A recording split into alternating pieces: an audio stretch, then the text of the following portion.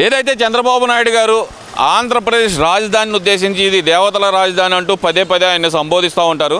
కానీ ఇక్కడ ప్రాస్టిట్యూషన్ ఎక్కువ జరుగుతుంది, ఇది వేశ్యల రాజధాని అంటూ సాక్షి మీడియాలో వచ్చిన కథనాన్ని, అలాగే దాన్ని కొమ్మినేని శ్రీనివాస్ నవ్వటాన్ని అసలు ఎలా చూడాలంటారు దీన్నంతా? అసలుకి వెకిలి నవ్వులు, వెకిలి చేష్టలు. రాజధాని నిర్మాణం జగన్మోహన్ రెడ్డి పార్టీకి ఇష్టం లేదు.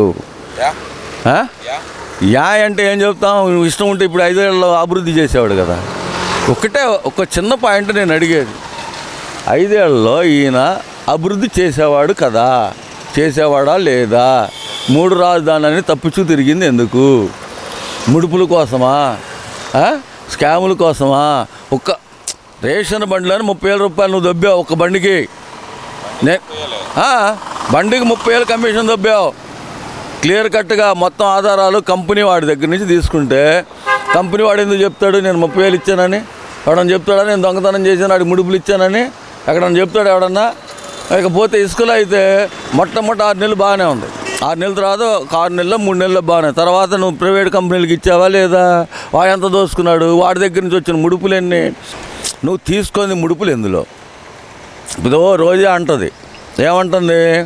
గవర్నమెంట్ షాపులు నడిపితే గవర్నమెంట్కి వెళ్తాయి కదా అని. కంపెనీ దగ్గర నుంచి తీసుకున్న ముడుపులన్నీ కల్తీ మద్యం అమ్మింది అంత పావులాదాన్ని 10 రూపాయలకి అమ్మావే, ఏమనాలా మిమ్మల్ని? ఎట్లా అనాలా? ఎందుకు? ఒకటి అర్థం చేసుకోండి, మనం డైరెక్ట్గా తీసుకోవట్లా. వచ్చినవన్నీ దుబాయ్కి పోతున్నాయి, లేదంటే లండన్ వెళ్ళిపోతున్నాయి కూతుర్ల దగ్గరికి. పోయినసారి ఎఫిడేవిట్లో వాళ్ళ కూతుర్ల దగ్గర ఉందంత, పోయినసారి ఎలక్షన్లో, మొన్న ఎలక్షన్లో వేసిందంత. క్లియర్గా అర్థమైపోద్ది స్వామి. ఇవన్నీ కాదా బాసులకి? ఓకే, ఆయన ఇప్పుడు ఈ స్కాములకి ఈ సాక్షి టీవీలో వచ్చిన కథనానికి సంబంధం ఏంటి అసలుకి? వీళ్ళందరూ వాళ్ళకి ఇచ్చినాయే కదా, డబ్బులు ఎక్కువ ఇస్తే ఎప్పుడు అట్టా మాట్లాడతారు. సాక్షి టీవీలో కథనానికి వాళ్ళు కావాలని చేస్తుంది. రేపు పొద్దున్న అమ్మఒడి వస్తుంది, ఆ తర్వాత రైతు భరోసా వస్తుంది, తర్వాత ఉచిత బస్సు వస్తుంది ఆగస్టులో. ఈ 4 ప్రోగ్రాంలని డైవర్ట్ చేయాలంటే ఏం చేయాలి? రాజధాని మీదనో ఇంకో దాని మీద. నిన్న సైకిల్ తిప్పారు చూసావా? ఎక్కడది? ఏ ఊరు అది? విజయవాడ దగ్గర సైకిల్ తిప్పారు, చెప్పులతో కొట్టారు. ఇప్పుడేం మాట్లాడతాడు? చెప్పులతో కొట్టారని సజ్జల రామకృష్ణారెడ్డి మాట్లాడతాడు. ఈడు శంకరజాతి నా కొడుకు, జనం కాదు. ఈడు తెలంగాణ వాడు. తెలంగాణలో ఈడేంది? ఈడు కథ ఏంది? ఒకసారి తెలుసుకోండి, ఈ పుట్టుపూర్వార్థాలు తెలుసుకోండి. ఈ శంకరజాతి నా కొడుకు ఈడు. ఎలా అనగలరు అసలుకి? ఇది మన స్టేట్ వాడు కాదు కదా, ఆంధ్ర స్టేట్ వాడు కాదు కదా, పక్క తెలంగాణ నుంచి వచ్చినవాడు. వాడు అట్నే మాట్లాడతాడు. వాడు మనిషేనా? మనిషికి పుట్టినోడేనా? నేనైతే అట్నే అంట. అంటే నిరసన తెలిసేటప్పుడు చెప్పులతో కొట్టడం ఏంటి? ఆ ఫోటోలు చెప్పులతో కొట్టడం ఏంటి? ఇది మీరే కదా దారి చూపించింది. ఇప్పుడు దాకా మీ దారిలోకి మేము ఇంకా రాలా. మేము వస్తే చెప్పులతో కొట్టేదాన్ని మీ ఇళ్ళకి వచ్చి మీ ఇల్లే తగల పెడతాం. చెప్పు, సరిగా చెప్తున్నా.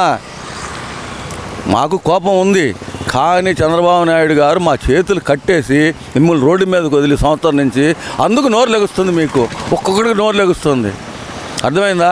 ఆ సంవత్సరం వదిలిపెట్టినందుకు అదే 15 రోజుల్లో 2 నెలలను మొత్తాన్ని దోచేశారనుకో, ఈ గోళ్ళు ఉండేవి కాదు కదా, రోడ్డు మీదకి వచ్చేవాళ్ళు కదా. అంటే ఇప్పుడు ఆయన చేసిన వ్యాఖ్యలకి నేను ఒక క్వశ్చన్ అడుగుతున్నానండి. మరి మొన్న వెన్నుపోటు దినమంటూ ఈ మహిళలు రోజా గారు కానీ, విడదల రజనీ గారు కానీ వీళ్ళందరూ ర్యాలీలు చేశారు, చెవులో పూలు పెట్టుకొని మరీ ర్యాలీలు చేశారు. మరి వాళ్ళను కూడా సంకర తెగ అని చెప్పి సంబోధిస్తున్నారా? మరి ఈయన సజ్జల అందరికి వర్తించింది కాదు, అందరికి వర్తించింది అది. ఈయన మాట్లాడింది తెలుగు రాష్ట్ర ప్రజల్లో అందరికి వర్తించింది. ఈ దౌర్జన్యం చేసే కాండ వాళ్ళకి వీళ్ళందరినీ వెనకేసుకురండి. గంజాయి బ్యాచ్ని, డ్రగ్స్ అమ్మే వాళ్ళని వీళ్ళందరినీ వేసుకురా. శంకరజాతి కంటే ఎవరు? వాళ్ళే కదా. ఇప్పుడు పోలీసులు తప్పు చేశారా? పోలీసులు ఎందుకు తప్పు చేస్తారండి? వాళ్ళు కొట్టి వదిలేశారు అంతవరకే. కేసులు పెట్టి లోపలేస్తే వాడు జీవితకాలం బయటికి రాడు. ఎట్ట ఇయ్యాలో కూడా నాకు తెలుసు. అర్థమైందా? జీవితకాలం. ఏదో దయ తెలిసి వదిలేశారు వాళ్ళని, మామూలుగా కాదు. ఈయన అంటున్నాడు కొట్టాలా నిన్ను, 32 కేసులు ఉన్నప్పుడు నిన్ను ఏ చిన్న కేసు కట్టేసి కొట్టాలా చెప్పాలా? నువ్వు దేశంలో 43,000 కోట్ల రూపాయలు ఈడీతో జప్తు చేసిందని నీ దగ్గర 32 కేసులు ఉన్నాయా? మళ్ళీ ఇప్పుడు కొత్తగా ఇంకో 32 రాబోతున్నాయి, చూసుకో. ఇది తెలుసుకో ముందే. గట్టిగా 64 కేసులో నిన్నే ఎక్కడ కొట్టాలో చెప్పు. చంద్రబాబు నాయుడు మీద పెట్టిన అన్ని తప్పుడు కేసులే. అందులో సగానికి సగం కొట్టేయబడ్డాయి. అందులో ఏముందాడా? ప్రతి ఒక్కడు అలుసు ఎందుకే అంటే చంద్రబాబు నాయుడు గారు మొన్న కూడా ఒక మాట అన్నాడు, ఆధారాలు లేకుండా కేసులు పెట్టద్దు అని. ఆ ఒక్క మాటతో వీళ్ళందరూ లేచిపోయారు నిన్న.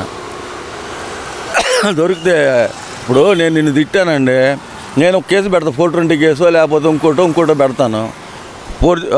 ఫోర్జరీ చేసి ఫైల్స్ అన్ని తగలబెట్టి ఆధారాలు అవి దొరకవు అని అనుకోని నువ్వు అది చేస్తున్నావు నువ్వు. అంటే ఇప్పుడు అమరావతి మీద ఈ టాపిక్ను లేపడానికి గల ప్రధాన కారణం ఏంటి? లిక్కర్ స్కామ్ అనేది పీక్స్లో నడుస్తుంది ఓ వైపున. మరి ఇలాంటి టైంలోనే ఇప్పుడు వైసీపీ వాళ్ళు అంటుంది ఏంటంటే ఏడాది పాలనలో చేసింది ఏమీ లేదు చంద్రబాబు నాయుడు కాబట్టి దాన్ని డైవర్ట్ చేయడానికి రాజధాని ప్రాంత ప్రజలను రెచ్చగొట్టే విధంగా మాట్లాడుతున్నారు. ఇది వాళ్ళ జాతి చేసిన కృత్రిమ ఉద్యమం. వీళ్ళంతా సంకర జాతి వెనకమాల సంకర తెగ, వీళ్ళంతా ఒక ఆర్గనైజ్డ్గా పనిచేస్తున్నారు అనేది సజ్జల రామకృష్ణారెడ్డి వాదన. మరి నేను ఇందాక చెప్పా కదా వాడు సంకర జాతి వాడు అని, ఇంకేం చెప్తాం? దాని గురించి కాదండి, చంద్రబాబు నాయుడు గారు ఏం చేయలేదు కాబట్టి డైవర్ట్ చేయడం కోసం మాత్రమే దీన్ని కృత్రిమంగా అసలు మాట్లాడింది ఎవరు? సాక్షి మీడియాలో మరి అది ఎవరిది? కృష్ణరాజు అనే వ్యక్తి మాట్లాడాడు. కృష్ణరాజు అనే వ్యక్తి సాక్షి టీవీ అనేది ఎవరిది? వైఎస్ భారతి గారిది. భారతి గారిది. భారతి గారు ఎవరు? జగన్మోహన్ రెడ్డి గారి భార్య అండి. మాకు తెలియక అడుగుతున్నావులేండి. వైఎస్ భారతి గారు ఎవరు మాకు తెలియక అడుగుతున్నాం. తెలిస్తే మేము ఎందుకు అడుగుతాం? మరి ఆ మీడియా ఎవరిది? వైఎస్ఆర్సీపీదే. వైఎస్ఆర్సీపీదే. దాంట్లో రెచ్చగొట్టింది ఎవరు? ఉద్యమం చేయడానికి కారణం ఎవరు? సాక్షి మీడియానే కదా, లేకపోతే TV5 ABN లేకపోతే ఇంకోటి చాలా మీడియాలు ఉన్నాయి, NDTVనో వాళ్ళైనా కానీ వారిస్తూ ఉంటారు. అయ్యా అట్లాంటివి మాట్లాడబాక, ఇది కరెక్ట్ కాదని చెప్పి స్విచ్ ఆపేస్తారు, నీ వాయిస్ కట్ చేస్తారు, నువ్వు వాక్కుంటే వాక్కు అని. అట్లాంటిది కూడా చేయకుండా నువ్వు ఎక్కలో పక్కపక్కలు ఎందుకు చేసావు? అంటే కొంచెం గట్టిగా ఖండియాల్సింది, నేను ఖండించలేకపోయాను. ఆ రోజు వేరే ఆలోచనలో ఉన్నాను నేను. ఎవడన్నా సంఖ నాకు ఖండించలేకపోతే నువ్వు ఎట్ట రిపోర్టర్వా? ఎవడదన్నా సంఖ నాకు ఖండించాలి కదా, నేను తప్పు మాట్లాడుతున్నాను, మీరైనా నువ్వు ఆ మాట అన్నావు కదా, నువ్వు ఇది కరెక్ట్ కాదని చెప్పి కట్ చేస్తావు కదా ఇందులో. మరి అట్లాంటిది నువ్వు ఎందుకు చేయలేకపోయావు? జనాన్ని రెచ్చగొట్టింది నువ్వు. ఈ అంబటి రాంబాబు మాట్లాడతాడు, ఆడ పిచ్చపుల్కాగాడు, సగం తెలుసు సగం తెలియదు, ఏమీ తెలియదు అంటాడు, అన్నీ నా మీదే వచ్చిన అంటాడు. ఇంకోటి ఎవడన్నా ఒక 10 సంవత్సరాల క్రితం తీసుకొచ్చి బయట పెడతా ఉంటారు, అంతే కదా. ఇప్పుడు నిన్న ఒకటి చూసి నాకు నవ్వు వచ్చింది. ఈ HP గ్యాస్ షట్టర్ దగ్గర, అట్లాంటి షట్టర్ దగ్గర కూర్చొని ఆడ రిపోర్టర్ పోయి అడుగుతున్నాడు రేషన్ బియ్యం వచ్చినాయి అని. అసలు తీసేది ఎన్నింటికి? తింటుంది ఎన్నింటికి? 1 గంటకు తింటుంది. రేషన్ షాపులు కట్టేసిన తర్వాత దాన్ని తీసుకొచ్చి మీడియాలో పెట్టా అంటే మీ అంత సైకో వాళ్ళు ఎవరన్నా ఉండరా? ఊరికే అన్నా జగన్బాబుని ఏమన్నారు? తొగ్గులెక్కని అన్నందుకే ఆయన డబ్బులు ఉన్నాయి కదా అని చెప్పి విచ్చలవిడిగా దోసుకున్న డబ్బులు ఉన్నాయి కదా అని చెప్పి పంచుతున్నాడు. ఇప్పుడు రేషన్ షాపు 15 రోజుల్లో ఎంతమందికి ఒక రేషన్ షాప్ ఉందో నువ్వు చెప్పాలా? నాకు గట్టిగా చెప్పు. 1000 మందా? 1500 మందా? 15 రోజుల్లో రోజుకు 100 మంది, 8 గంటలు తీసుకెళ్ళారా? ముసలాళ్ళు ఉండా మేము మోసుకెళ్ళామంటున్నావు. ఇంటికాడికి తీసుకొస్తే నువ్వు ముసలాడి కాబట్టి ఇంటికాడే కూర్చొని ఉంటావు. వాళ్ళకి క్లియర్ కట్గా చెప్పాం, ముసలాళ్ళు వాళ్ళు ఒక్కరోజు కూడా పోలేరా, కార్యాలయానికి పోలేరా? వాళ్ళ సంగతి తీసేయండి అండి. ఇప్పుడు దీన్ని ఏం చేయాలంటారు? అన్యాయంగా అరెస్ట్ చేశారంట, 70 ఏళ్ల ముసలాడంట, ఆరోగ్య సమస్యలు ఉన్నాయంట. వాడు మాట్లాడింది ఇంకోసారి చూసుకోమను. 85 సంవత్సరాల హర్యానా ముఖ్యమంత్రిగా పనిచేస్తూ ఓంప్రకాష్ చోటాలని అరెస్ట్ చేయకూడదని అడిగింది ఈడేనా? లల్లు ప్రసాద్ని అరెస్ట్ చేయకూడదని అడిగింది ఈడేనా?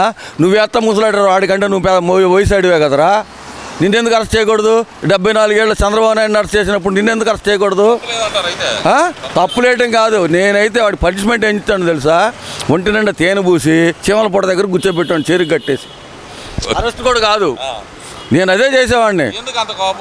ఆ కోపం ఏంది? వాడు మాట్లాడలేదని ఇంటగా నేనైతే అరెస్ట్ కూడా చేయించేవాడిని కాదు. రాత్రి కిడ్నాప్ చేసి తీసుకొచ్చి ఆ మాటలేంది అట్ట కాదు, తీసుకొచ్చి పోలీసులకి FIR కూడా వేయాలని అవసరంలా. వైఎస్ఆర్సీపీ వాళ్ళు చేసిన పని మేము చేస్తే తాడి చెట్లకు కట్టేసి కొద్దిగా బెల్లం పూసి ఆడ కట్టేస్తే తెల్లారి పొద్దుడికి ఆడికి మామూలుగానే వస్తుంది. మేము కొట్టాం తిట్టాం, ఏం అవసరంలా, అంతే. ఒక్కొక్కటికి అసలు రోజాకైతే ఇంకెక్కువ పోయాలా మన విడుదల రజనీ అంటుంది అసలు ఏం తప్పు చేశారు ఏం తప్పు చేయలేదు అంటుంది కదా. ఏం తప్పు చేయకుండా నీ మరిదిని అరెస్ట్ చేశారా? నీ మీద ఉండే కేసులు మొత్తం బయటకు వస్తే నువ్వు ఏడుంటావు? నీ పిఏ చేసిన పని ఏంటి తెలుసా? తెలిస్తే మాట్లాడండి, తెలియకపోతే మాట్లాడబాకండి.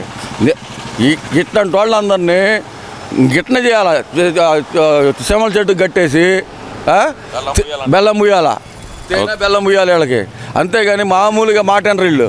నోరు తెరవరేక చంద్రబాబు నాయుడు గారు మమ్మ చేతులు కట్టేశారు కాబట్టి మీరు రోడ్డు మీద తిరుగుతున్నారని చెప్పి ఒక్కటి కాదు సంవత్సరం నుంచి చెప్తానే ఉండా. ఈ కంటైనర్లు డబ్బులు పోయిందాకా, ఫైళ్ళు తగలబెట్టిందాకా, నిద్రపోయి ఇవాళ అన్నీ వాళ్ళు సెటిల్ చేసుకొని రోడ్డు మీద వస్తున్నారంటే వస్తున్నారు కదా. సైకో పనులు చేసింది మీరు.